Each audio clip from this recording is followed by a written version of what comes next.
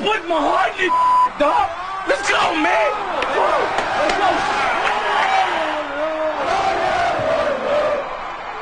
Stick to Boston.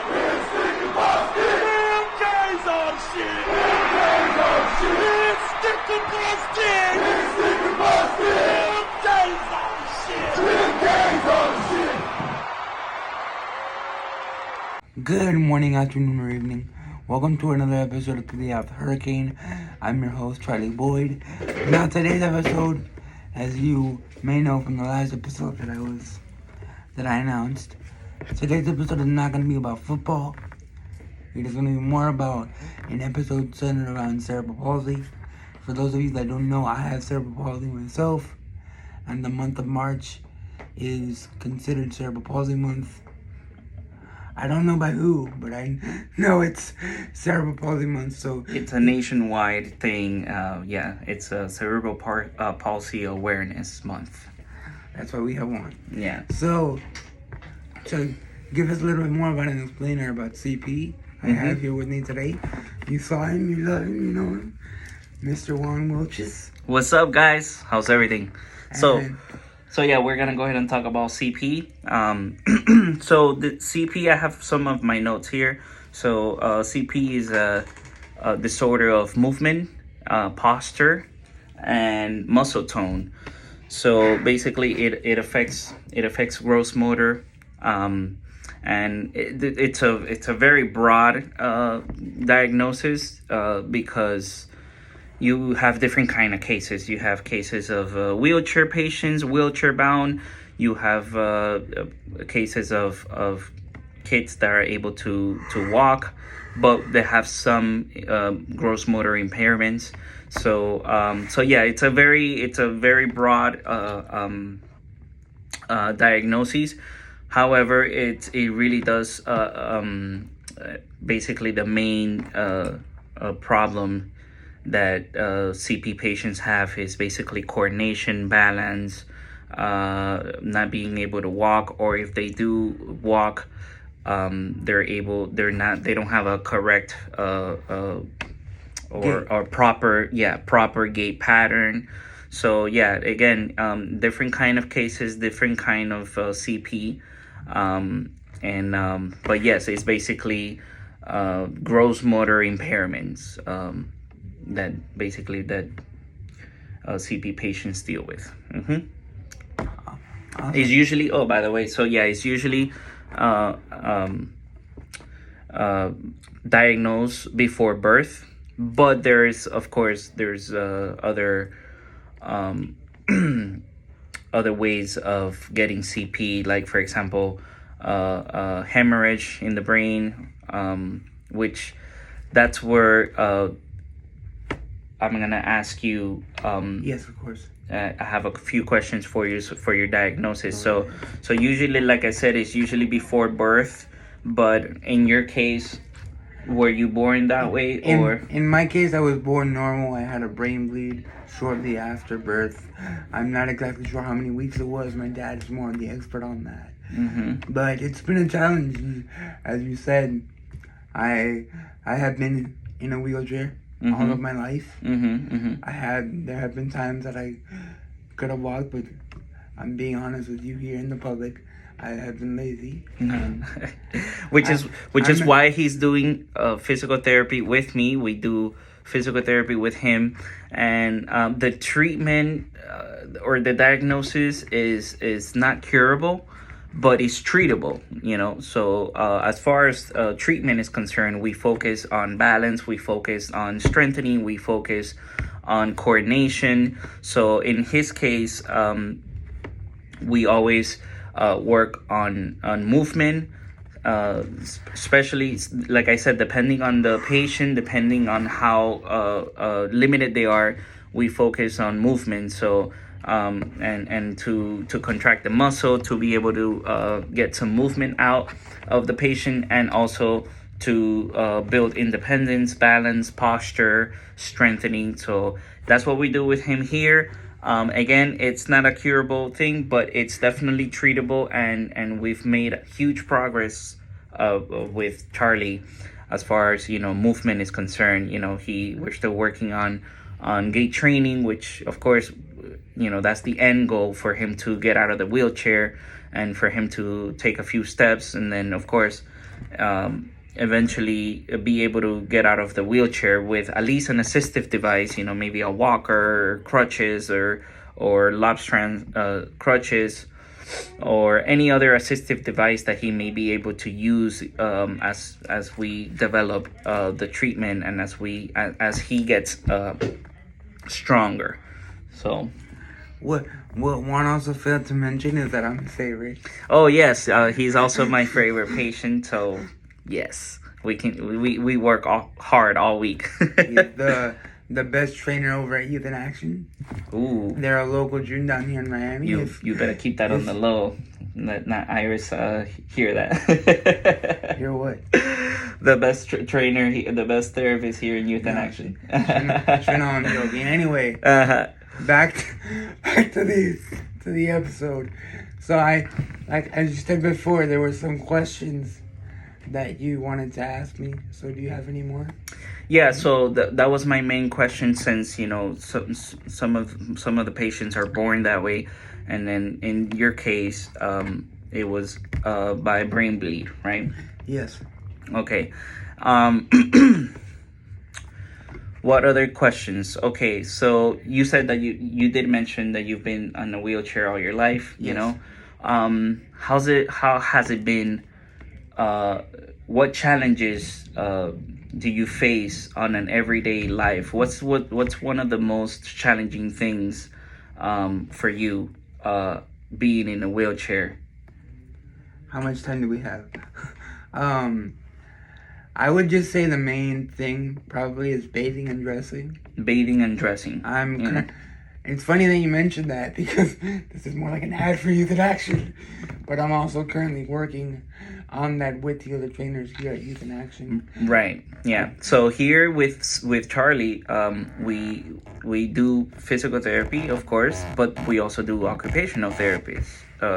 So we have a lot of goals for him to be able to build independence. That's basically what we try to do here with CP patients. We want them to be as independent as possible. So in this case, you being bound to a wheelchair, you mentioned that the most challenging thing every day is bathing and changing, right?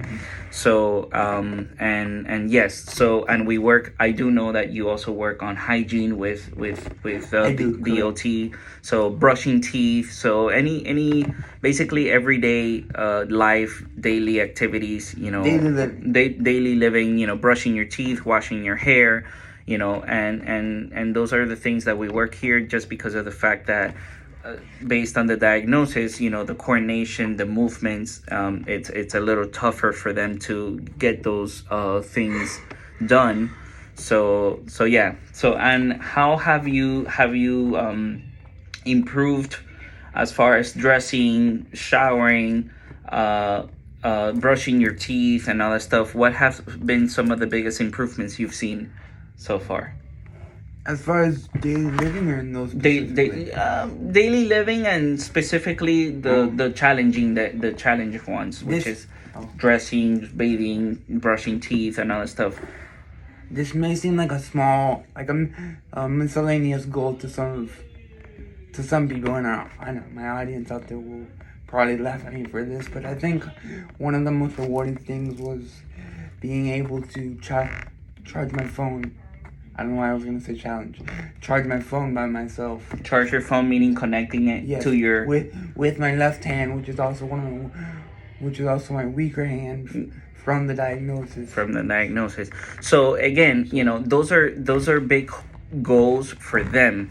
So like I mentioned, CP patients have difficulty doing very simple stuff that just to charge your phone, to connect your phone. So those are very simple tasks, but for CP patients, and in this case Charlie, that's actually a big goal of his that he was able to reach. And no goal is too small, right? Like, no matter how minute or simple it is, your those goals for you are big milestones, because again, we know that you have difficulty doing some things, and you have been able to accomplish those goals simpler, or at least easier, right? So that's awesome. That's pretty good. So, and this whole team has, I've mentioned it to you before, and I'll mention it again so my audience knows, this whole team, ever since I joined in 2019, has changed my entire perspective on how I look at things. They've changed my life for the better, and I'm very thankful that they came into my life. That's awesome. When they did. Yeah. So another thing I want to mention, and this is something that anyone that is in a wheelchair feels like. That's why we encourage movement. We encourage you trying your best, because yes, when you're in a wheelchair as a patient, you tend to say, oh, I can't do anything, or I can't do that because I'm in a wheelchair, or this and that, and then that comes into also the part of maybe laziness that you were talking about, being lazy, which is of course something completely different. But we can understand that some of the wheelchair patients, they, since they have restrictions on movement, they decide not to pursue some things. They decide not to do something because they're like, oh, I can't do that. So here, for physical therapists and OT and being therapists, encouraging the patient, yes, you can. Maybe it won't be as easy as you think, but we push hard on the idea of, like, the effort is what counts. So basically, you will be able to execute something a little easier when you put the effort, and sometimes you say, I'm lazy, I can't do it, I don't want to do this because I can't move this, I can move that. But then once you start practicing, you're going to be able to, and that sorry to cut you off. You're going to be able to do what we're training to do, and that goes for any goal, not just therapeutic wise. Just anything you want to do in life, you can do it, whether that be of studying to become a physical therapist, I'm thinking off the top of my head, or wanting to become an NBA basketball player. As long as you work at something, you can achieve it. That's a very good point. Yes, anything is possible. Practice, dedication, motivation. So a lot of, like I said, a lot of the CP patients and anybody in a wheelchair, they lose motivation. So that's why we're always there to motivate them to get to do the stuff that we want them to do, and the stuff that that they may think that they can't do, but they are actually able to do. So it just takes practice and consistency. I couldn't say that better myself. Now, as for me, I do wanna stress that for those of you that don't know, I am fortunate enough to live a pretty normal life, if you will. I go to a regular school. I went to a regular school for high school and for elementary school. I currently go to a regular university, which I'm not sure if there's any catered ones, students with disabilities. That's just how I'm used to saying it my whole life. I currently go to the University of Miami. I'm a senior majoring in sports administration with a minor in journalism. That's awesome. I've competed in the CrossFit competitions here for the gym. Yeah. 3 times, and I've won first place. There you go. Yeah. So there goes that with the consistency, and what he's also trying to say, he's a very smart guy. And he is. I'm trying to toot my own. Yeah, there you go. Yeah, he deserves that. And again, this goes back into the diagnosis itself. So to some people or to some patients, it does affect the not only the brain development, but the the way, if some people can talk, some people can learn anything. So it's depending on the level of CP. So thank God that you are able to do everything that and you're able to talk, you're able to learn things, and you're able to, like you said, go to a regular school. So those are your challenges are more movement, gross motor stuff. But I'm glad that you're able to be all there, which very smart guy. I've been very fortunate and very blessed to have the life I have. Amen to that. That's awesome. I tell all my friends, because I'm gonna be honest here, mostly my friends are able-bodied. I don't really know that many people in the disabled community, not by choice, but that's just not who I've encountered throughout my life. And I always tell them, I'm just like you. The only difference is I sit down. Exactly. And that's how you gotta look at it. That's awesome. Yeah, definitely. All right. Well, anything else that you want to share? Any closing thoughts? Any closing thoughts? I hope you walk away from this episode and you look at CPA in a different light. Also, for me, for being vain. I'm kidding. If you have any questions about what it's like to live with CP for myself or for Juan, you can leave them down there in the comment section below. in the comment section below, and I'll try to get them out as soon as possible. And with that, one quick note: I'm still editing the episode from last week. That's giving me a rough time, so I apologize for my miscommunication in terms of not letting anyone know what's been happening. But that's stay tuned for the episode. Yeah, it's gonna be published out of order. That's fine. That's no problem. But it'll be there. Yeah, he's working hard. He's making it happen. So back on a serious note, thank you for your time, Juan. Of course. And look at that. Boom. Amazing. You're very welcome. Thank you. And I and hopefully Juan, if you have questions for him, we'll see you next week. Go Canes. See you next week. Go Canes. Peace.